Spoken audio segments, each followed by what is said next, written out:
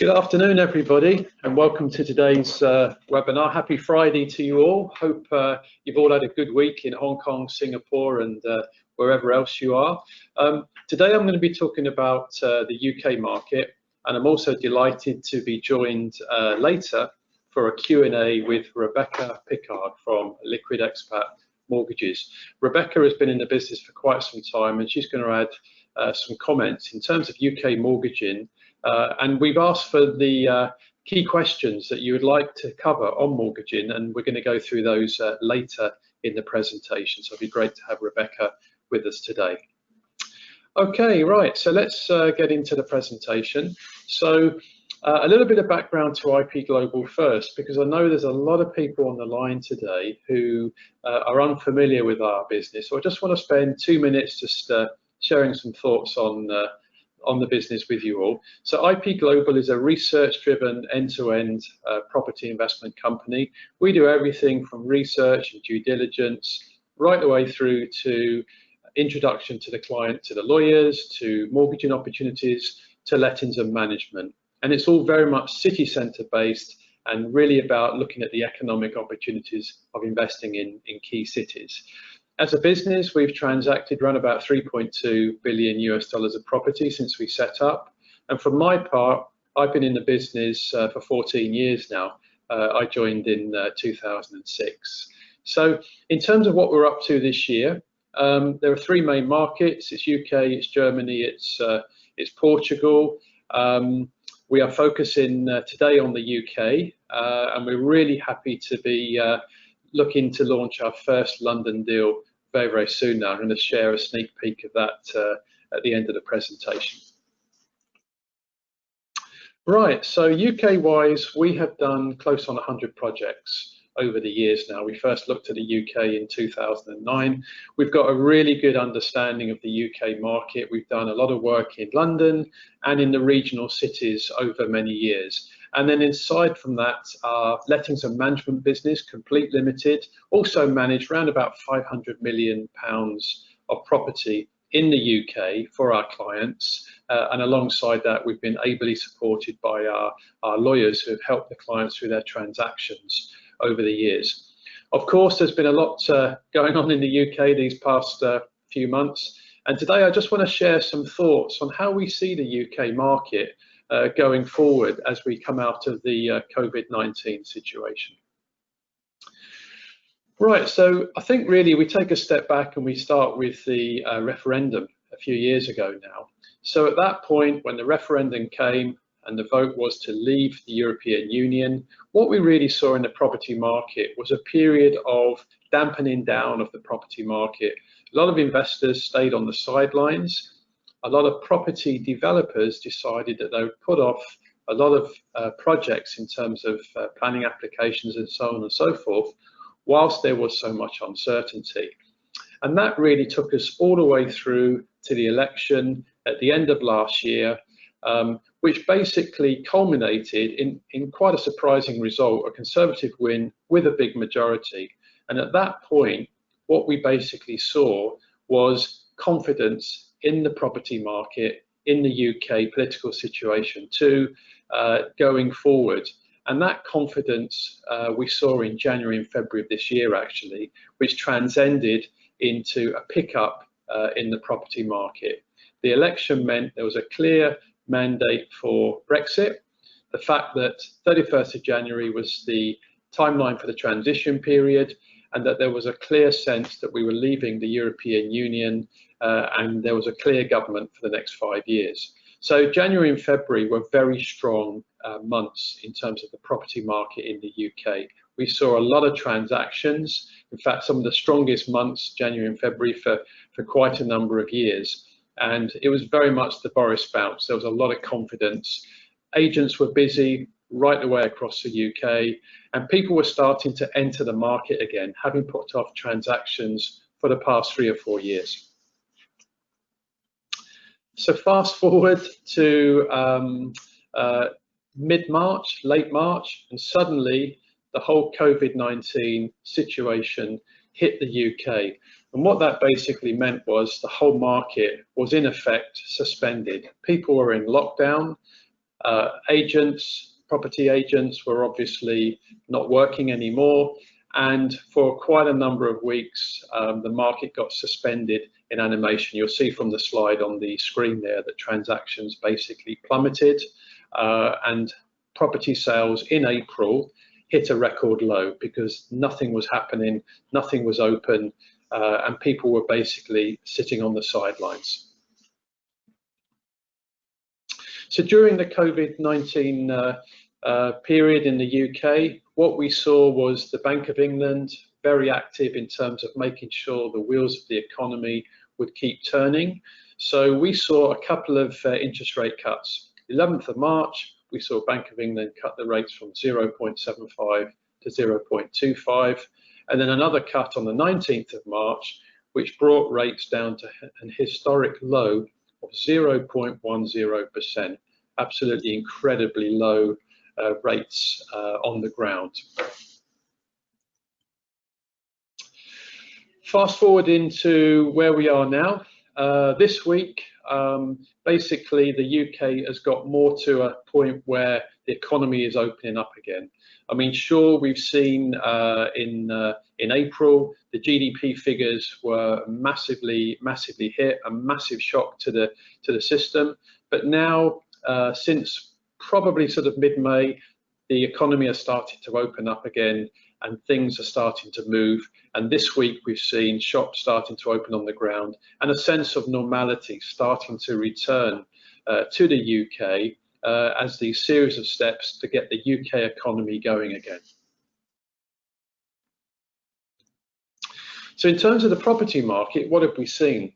Well, really since about mid-May, we've seen things starting to move again. We've basically seen the pent-up demand that we saw released in January and February starting to return in mid-May and onwards from now.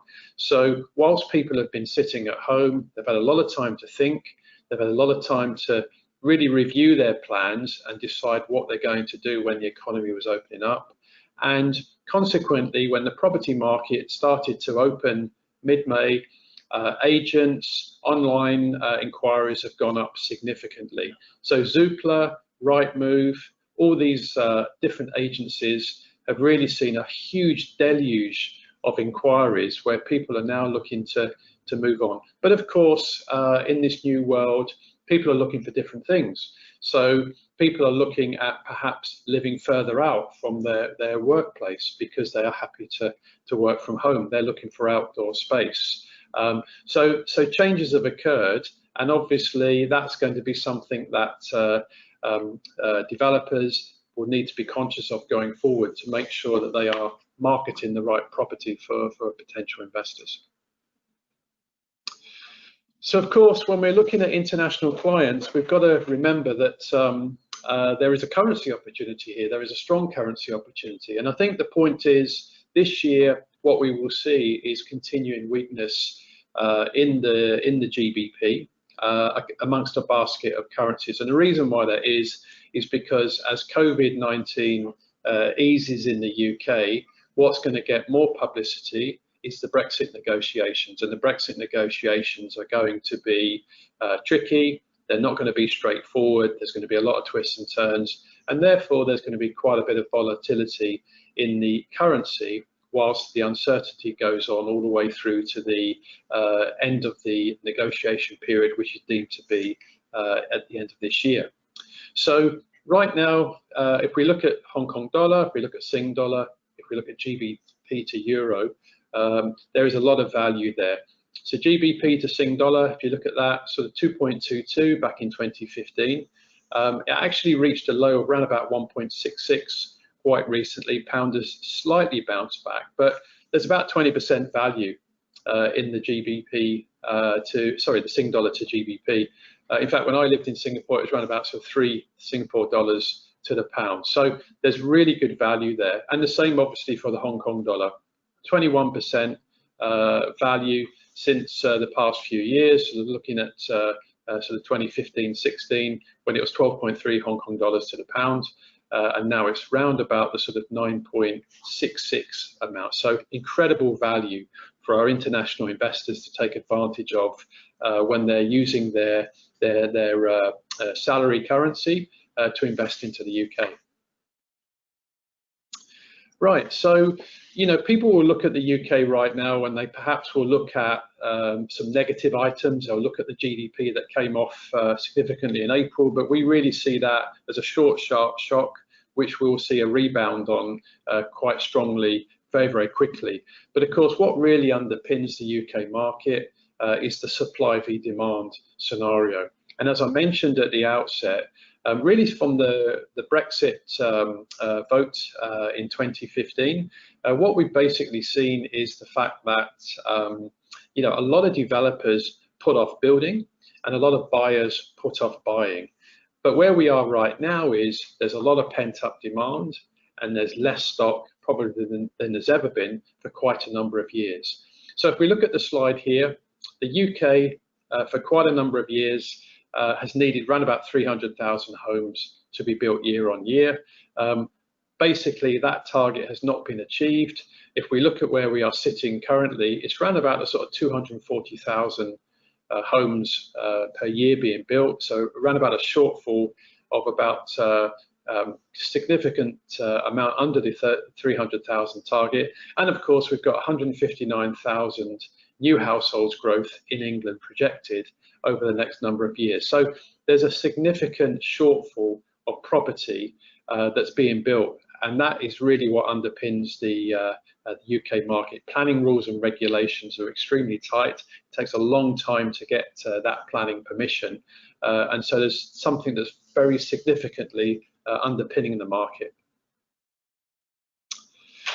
So that's the sort of buying side. And then if we look at what's happened in the rental market this year, so in terms of London renewal activity, in the early part of the year, we have seen actually a significant uptick in terms of people looking to renew and stay where they are in January, February, and March. And of course, as we got into the lockdown period, fully we can expect that people are not looking to move, they're looking to stay. So that continued into April in terms of renewal activity, which is very, very strong from Complete Limited, our lettings and management business. In terms of London let activity, in terms of new lets, when we're comparing to 2019, again, we've seen an uptick in new London lets in January, February, and March. Of course, in April, when the lockdown was really at its strongest, we saw that new letting activity fall off. But we think as we go through the rest of the next few months, we're going to see that number look to significantly increase. Indeed, during the lockdown period, a lot of things would have happened.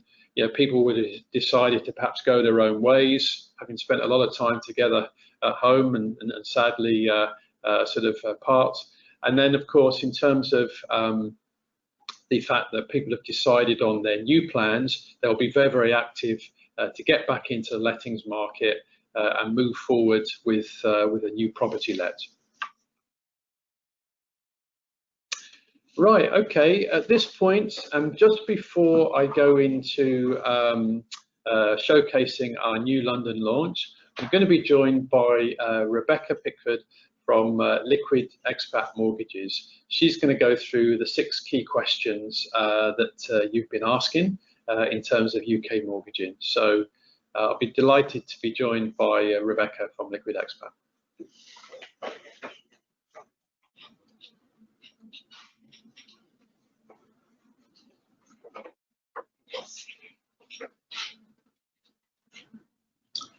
Okay, I'm delighted to be joined by Rebecca Pickard from Liquid Expat Mortgages. Rebecca, thanks for sharing your time today. I know you're very busy at the moment, so it's a pleasure to see you again. So we've got 6 key questions that investors have been asking in terms of UK mortgaging. Yeah. So let's start with the first one. How do I apply for a mortgage overseas? So clients find the property, and what do they do next? They get stuck. So I know that's your expertise, so feel free to share your thoughts. So that's where we come in. So the first step really for a client is to do our fact find form. Yep. It's just some very basic information about the client. So it's things like their income, their outgoings, date of birth, name, address history so that we can do credit searches. And with all of that information, we can then give some suitable mortgage advice on what options they've got available. So interest rates, fees, monthly payments, and really start to build a picture for the client of what the mortgage will look like. We can then get them a decision in principle using that information. So that's where the first step of sort of some peace of mind comes in from the mortgage, because the lender's seen their information and said, okay, based on all of this, we would be happy to issue a mortgage offer. From there, it's a case of the client basically evidencing that information. So I've told you I earn X, here are some pay slips to back that up. I've told you these are my outgoings, here are my bank statements showing that these are my outgoings. And you know, this is my name, here's my passport, you know, all those kind of things. Now, appreciate that from overseas, it does sound a little bit daunting. It doesn't need to be. Everything can be done via scan, email. Worst comes to worst, we'd courier the information back to the UK if the lender needs to see any wet signatures. Once the lender's reviewed everything, and in the meantime, my UK office will be chasing the lender for you. So you don't have to make any overseas phone calls or anything like that. We'll be doing all of that for you. We will then ensure that the valuation is booked in. Again, nothing you need to worry about from overseas. The lender will arrange that valuation.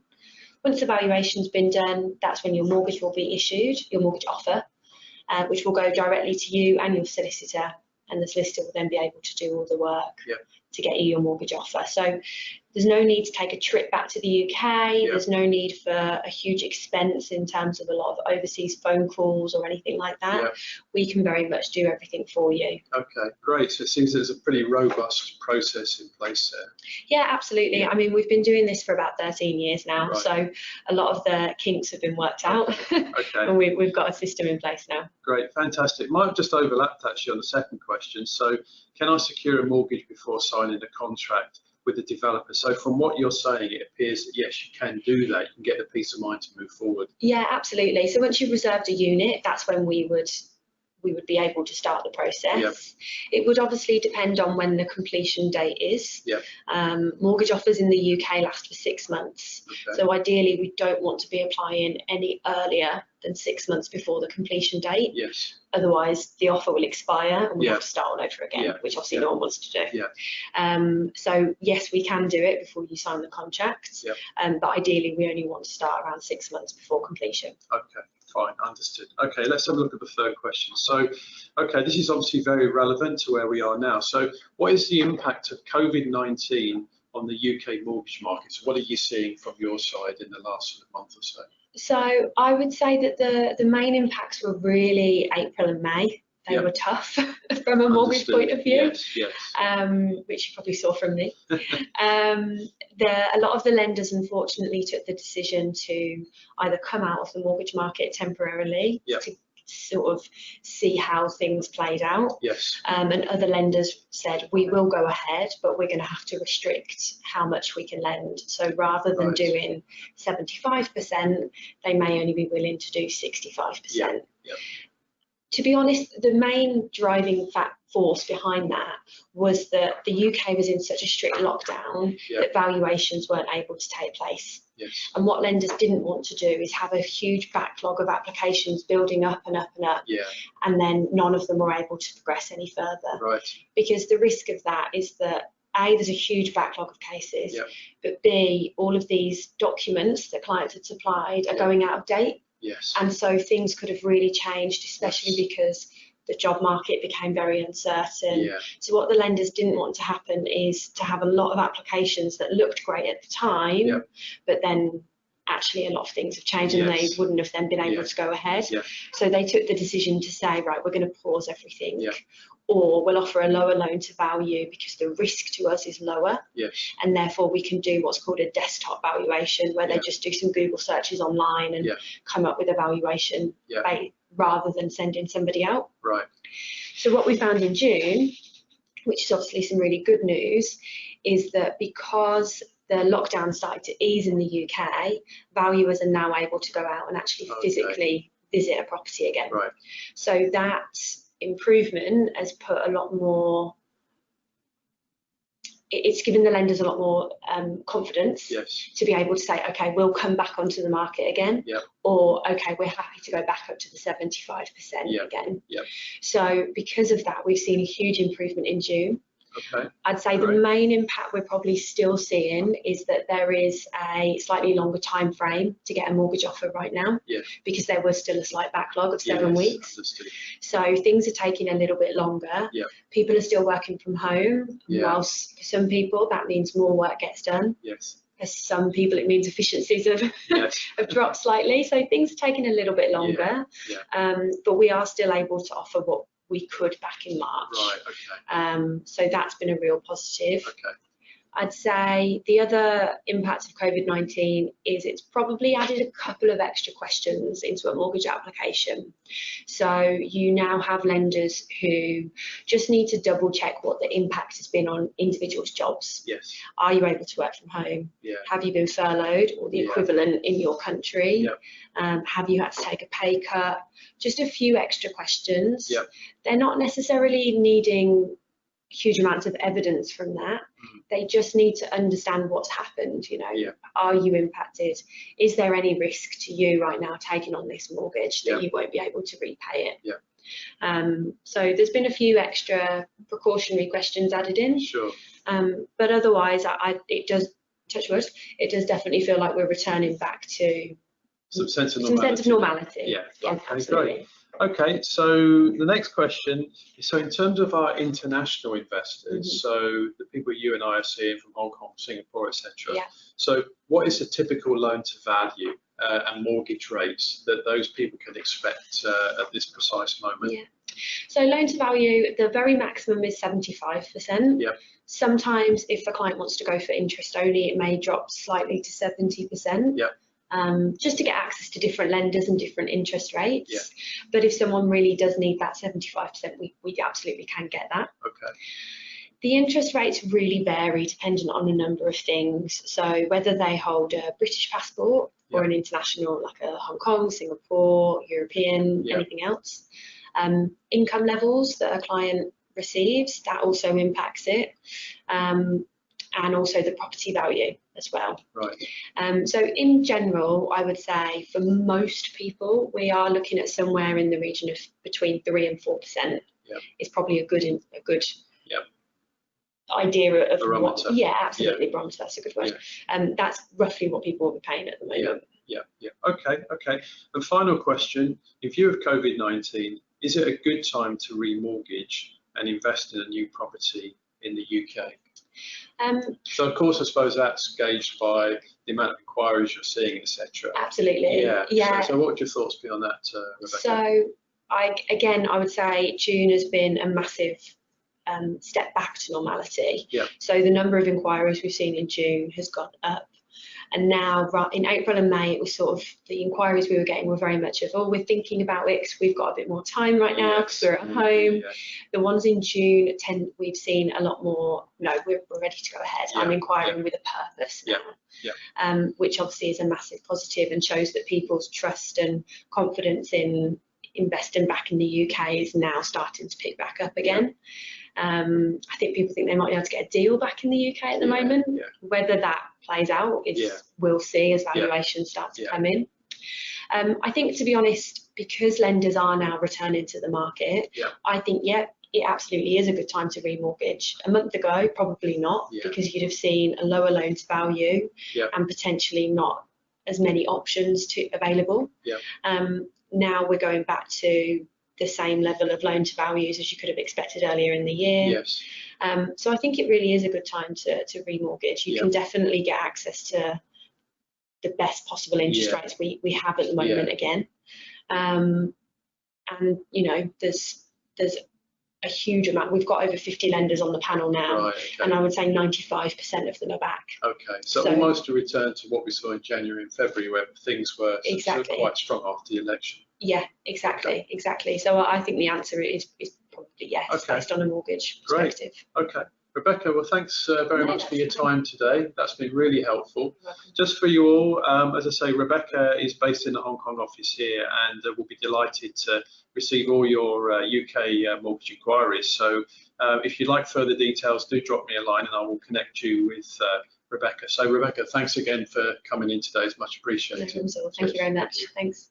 So following on from the Q&A that we've just had there, I'm just going to share a sneak peek for our first London launch in a couple of years now.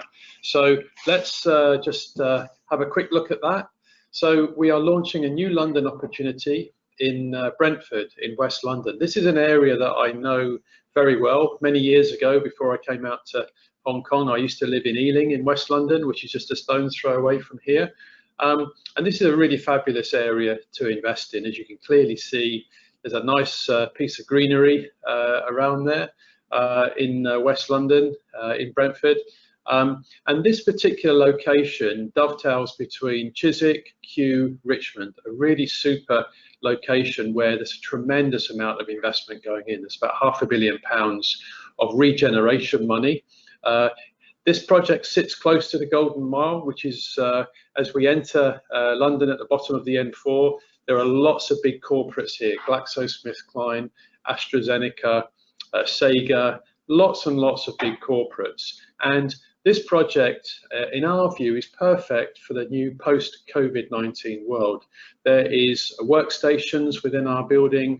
There is also lots of outdoor space, outdoor terrace. And of course, you can see the Gunnersbury Park there, the great, fantastic park area there, and there's a lovely lake as well. So we have secured 32 units for our investors, starting from under £400,000 in a super part of London. And right at the bottom of your screen there, you'll also see the River Thames. That's just close to Kew Bridge. So a super location. I just wanted to share a sneak peek with you. If you'd like to receive more details, do drop me a line and I'll be happy to send those across to you. There's a tremendous amount of interest in this first London launch for about 2.5 years now. Okay, thanks very much indeed for joining today. I do hope you found that presentation extremely useful and informative in the post-COVID-19 world we see on the UK standpoint, and also the valuable input from Rebecca from Liquid Expat Mortgages. And if you'd like more information from me or from Rebecca, do drop me a line after this presentation and it'll be a pleasure to assist. So all it remains for me to say is thank you for giving your time today. I wish you all a good weekend ahead and look forward to speaking to you all again soon. Thank you very much.